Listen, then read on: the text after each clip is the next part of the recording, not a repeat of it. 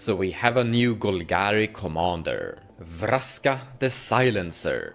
We normally know her as a plainswalker, but now she's here as a creature. So it's green, black and 1 generic, a total of 3 mana for a free death touch legendary creature Gorgon Assassin.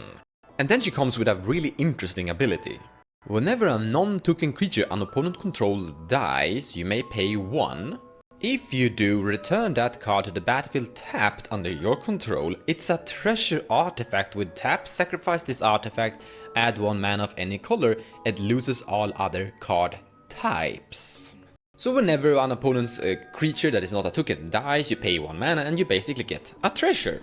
But there is a little bit more to it than that. First of all, it's kind of a stacks anti-graveyard ability. You're preventing creatures from actually being possible to reanimate, so to say. But there's one more important thing to actually point out. These artifacts don't lose the text box ability from that creature. The card only loses all other card types. So they're no longer legendary, they're no longer creature, they're no longer enchantment. If they were an enchanted creature, they're just an artifact.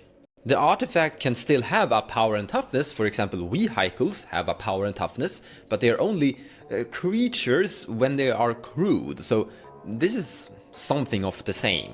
So let's run the scenario. Let's say there's a creature in play that you think is very fun and cool and you want it. You destroy it with one of your many different spot removal spells and then you pay 1 mana to make it into a treasure. That's funny. You will now have that creature's ability as a ability on that treasure. So you can potentially steal value engine creatures from your opponents. And that is kind of okay, honestly.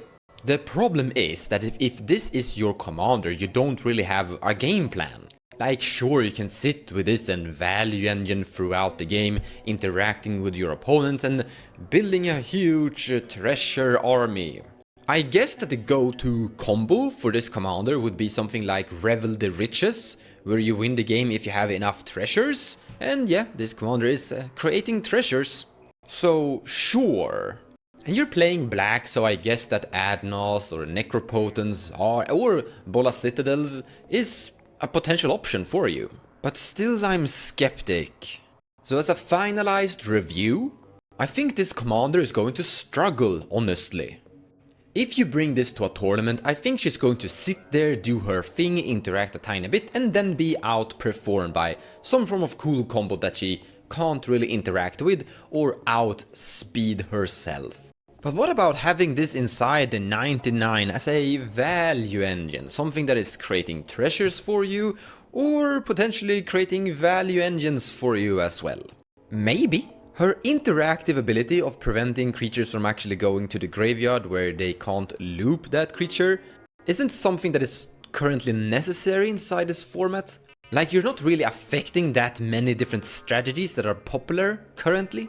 Then if you evaluate her only as a form of value engine and you compare her to the other potential value engines, I don't think this card performs equally. In the end, I just think power creep push this thing out. Or you could say something like this: the card is not bad, it's definitely something you could have inside your 99, but the options we currently have are just so much better. And that's just how things are in general inside this format. The power level of cards we are currently playing is just so high that it's very hard for new cards to actually find their way in. But in the end, I could see someone having this inside their 99 and making it work out okay. Over time, we will see if I am wrong. Thank you so much for watching this short review. I hope you learned something about Vraska in it. Now, a lot of cards have been spoiled, so I will be back soon with more card reviews.